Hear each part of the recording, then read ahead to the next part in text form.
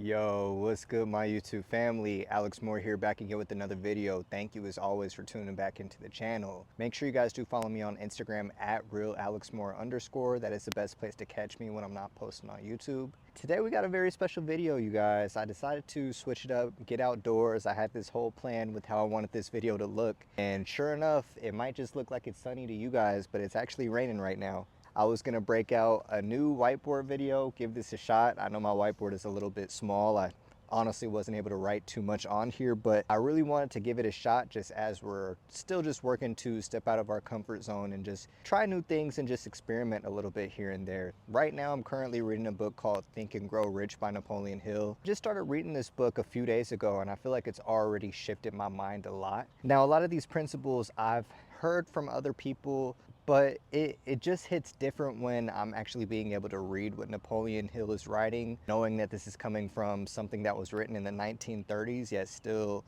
holds true value today. And I'm only about 30 pages into the book so far, but I just wanted to break down what I learned from the first chapter, pretty much just centered around desire. One of the things that Hill talks about in order to first think and grow rich is exactly that, having a burning desire.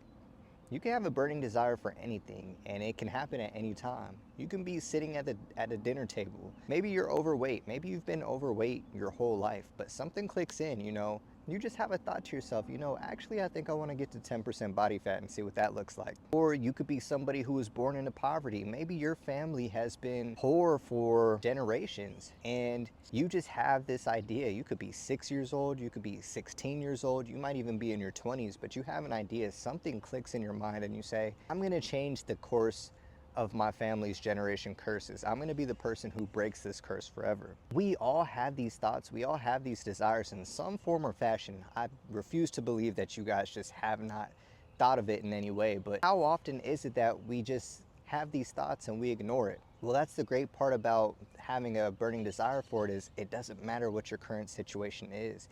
If it's something that you can think in your mind, it's something that can come to life in the physical world in some type of way, form, or fashion. I think about this in my own life, for instance. My life truly, for the most part at least, there's some things that do, but for the most part, my life doesn't truly reflect the vision that I see for myself, or what I can see happening. But I at least do have small glimpses that let me know that it is possible for me to have that dream reality that I want. One of the things that lets me know that this dream reality is possible is just the fact that, well, for one, I live all the way across the country from where I grew up, but two, I managed to become a homeowner.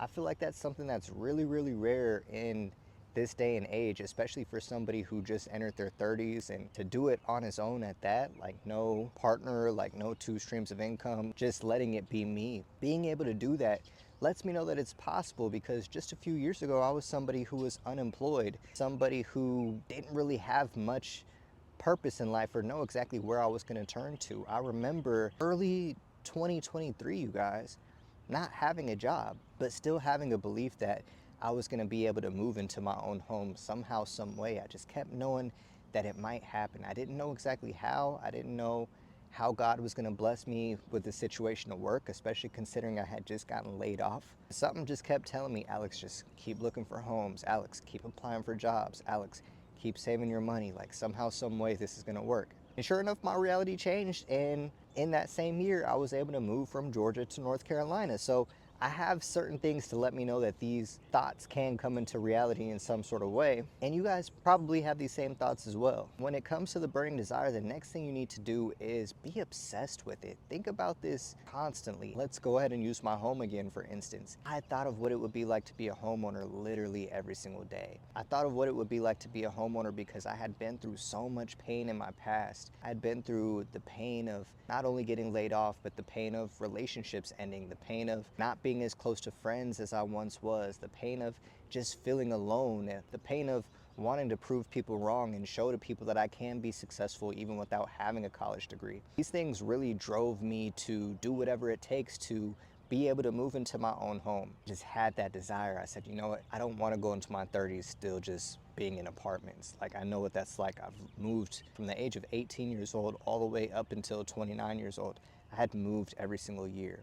I just wanted to have some type of stability. You guys might have something that's moving you to want to pursue something as well. Now, still sticking with desire, my desires have shifted a little bit. Obviously, now I have the home. I have other things that I want to accomplish now. I have the desire of making $10,000 a month, and not only doing that, but doing it on my own terms, doing it from a way of working for myself, not clocking into a 9 to 5 anymore. Income is coming from me inspiring the world, letting other men know, and women for that matter, know that their dream life does exist. Now, it can be hard in the moment to see how that reality is going to happen, considering, you know, I still work at my 9 to 5, considering I'm not financially free, considering the fact that I don't have the things that I need just yet in order to inspire those people. But it's like I still have that desire, and I still know it's possible if I put the work in. I know that there is going to come a day where that does happen. You guys need to figure out what your desire is. Don't let the fact that your reality doesn't necessarily dictate that just yet discourage you, because if you think about it, I'm pretty sure there's something that you thought about in your mind at some point in your life that you didn't know how you were going to get it, but you ended up getting it. Let that prove to you, hey, this is something that is possible. The second point I want to touch on is the ability to overcome failure. This is something I've struggled with for a long time. I feel like I'm just now starting to overcome failure, honestly. I was like 98% of most people. Most people, whenever they're hit with rejection or they're hit with something knocking them off their course or off their path, they're quick to quit. I can think of all the times, even with this YouTube channel, that I decided to just stop posting because I wasn't getting the views I wanted to get, or all the times I tried to go into business for myself and things never work out. Remember, this is a long time ago. I was probably maybe 21 years old, but I actually worked for Amway for a little bit, which is a multi-level marketing company, pyramid scheme, whatever you want to call it. I'm not here to shade the company, but you know, I did try to get into Amway and see if I could make a name for myself selling Amway products. But I failed relatively quickly, you guys. I'm not gonna lie. Other than just having my family and a few friends support me, nobody really rocked with me on that business. I remember one time I even went to Target, literally with all my products. I remember I had energy drink. It was one of the top energy drinks. I think it was called XS energy drink or something like that. I brought that with me. I brought like a protein bar or something with me, and I was literally walking around Target trying to ask people if they wanted to buy any of my products. You guys, I kid you not, I probably did that for 3 people. I probably approached 3 people.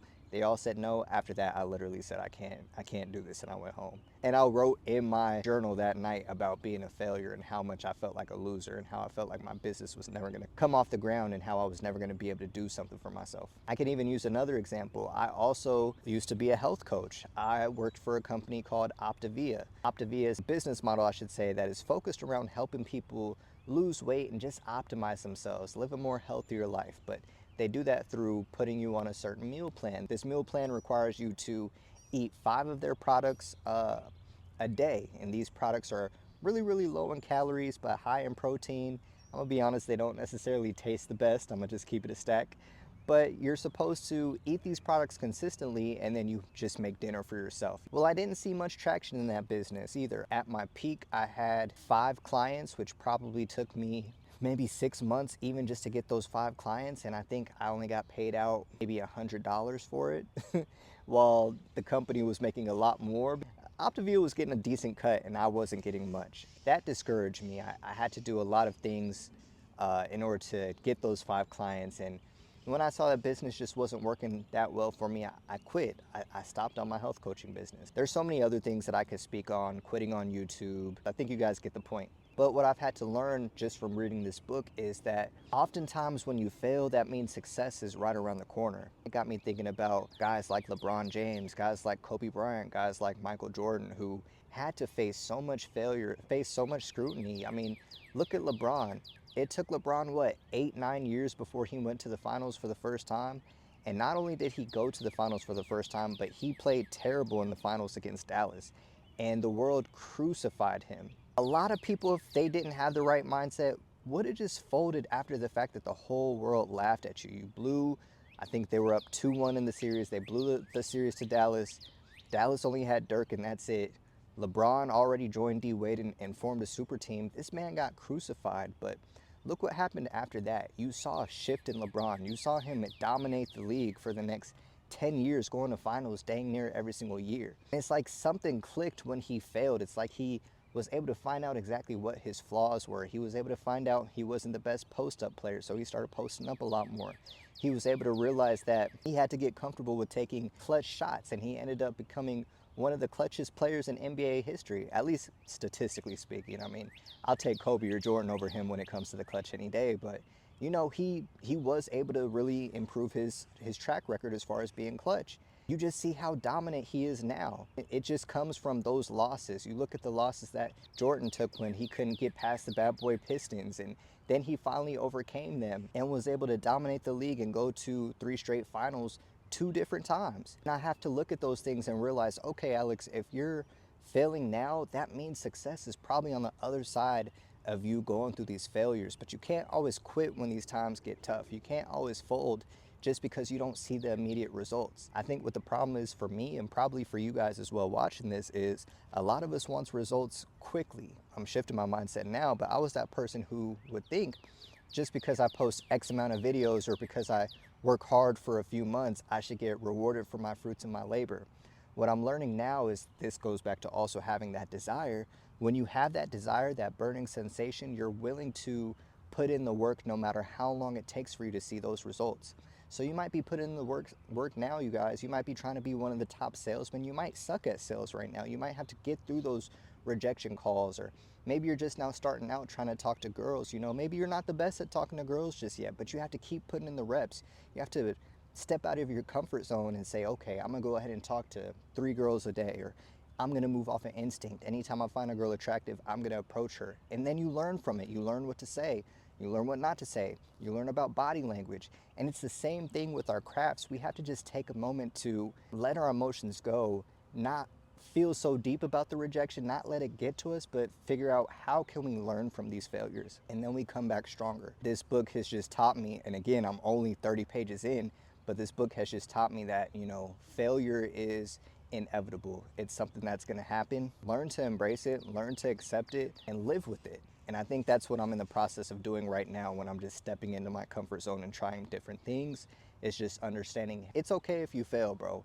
But what you need to do is get yourself back up and try again. And make sure you guys do the same thing as well. The next point I want to touch on is just moving with definite purpose. You guys might be wondering, Alex, what does that mean to move with definite purpose? Basically, all that means is just knowing exactly what it is that you want in this world. Having something that you want and actually going after it. Creating a script or creating a schedule to figure out how you can obtain this. Let's say you want to get to the NBA. You might only be 8 years old. What do I need to do between the time that I'm 8 years old and the time that I'm 18, 19, 20 years old to be able to go to the NBA? You got to make the team, obviously. You got to do AAU. You eventually have to get into the gym. You eventually have to study film. There's all of these steps that you have to do, but you have that definite purpose. You align yourself with being a basketball player. Let's say you're someone who wants to make YouTube videos. You need to align yourself with the identity of somebody who already is a YouTuber. You need to say, hey, this is something I'm gonna do every single day. I'm gonna record every single day. I'm gonna edit every single day. I'm gonna learn about scripting. I'm gonna learn how to make these videos even better. And whatever the craft is that you're trying to pursue, you just do that literally 100% of the time, or at least whenever you have free time outside of your 9 to 5. That's what you're focused on. And what I've learned is, if you think about it, majority of us don't have any type of definite purpose, which is why 98% of the world is drifters. For a majority of my life, I was somebody who did the same thing. I would work my 9 to 5. I would spend my weekends either going on dates with women or watching basketball or drinking alcohol. Like whatever the case may be, I was doing a lot of unproductive things and a lot of things that were taking me away from my purpose. But that's because I also didn't really take the time to learn about what my purpose truly was. That could be something that maybe you guys are doing. A lot of times we know that we shouldn't be drinking, or we shouldn't be smoking, or we shouldn't be watching so much TV. We know these things, but because we haven't spent the time alone to truly figure out what our definite purpose is, it's like we're drifting, and we're kind of sort of aware that we're drifting because we know we should be doing more, but we don't take the time to make any adjustments. Or you may actually take the time to make the adjustments, but you haven't done the right job of cutting people off. You have to cut people off. You have to eliminate your distractions. You might have to cut off that girl that's not healthy for you, or you might have to cut off that friendship group that wants you to just go out and drink with them on the weekends all the time or do all these unproductive things. But I'm telling you guys, if you take a step back and actually think about it, you will see majority of the world, probably even majority of your family, does not have an actual identity. They don't have an actual purpose. They might say that they want to do certain things, but they don't do anything to actually move towards those. And what I've also learned is you may actually find out what your purpose is, but a lot of times we don't move with enough boldness about it. We don't move with enough confidence about it, which is why I put here, you stand on morals and principles and you do what you want to do. I was thinking about guys who were so aligned with their purpose and just so hungry for what they wanted. I thought of a Muhammad Ali. I thought of a Tupac. I thought of a Michael Jordan or a Kobe Bryant, Martin Luther King Jr. Anybody who stood for something and was willing to die behind what they stood for. It takes a lot of courage to do that, and I don't really know too many people on a day in and day out basis who are moving like that. When you do find your definite purpose, align yourself with it, really take on that persona of who it is that you need to be, and be confident about that. Tell people, no matter if you are still skinny, you know, you could still take on the persona of, you know, my body may be skinny on the physical side, but on the mental side, I'm strong. On the mental side, I know I'm gonna be strong one day. I know I'm gonna be able to bench press whatever you want to bench press, 300 pounds, 400 pounds, whatever the case may be. But you have to align yourself with that persona and really take that on from the jump. And I think that's something, again, 98% of us don't really do. Make sure you do leave a like, comment, and subscribe. It's Alex Moore. I'll see you on the next video. I'm out. Peace.